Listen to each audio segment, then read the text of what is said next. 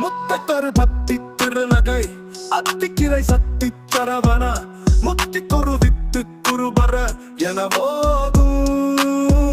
முக்கப்பெற மறுத்து சுருதியும் முற்பட்டது கற்பி திருவரும் முப்பத்து வர்க்க தமரரும் அடிபேண போம் சரவண கந்தா வேலவா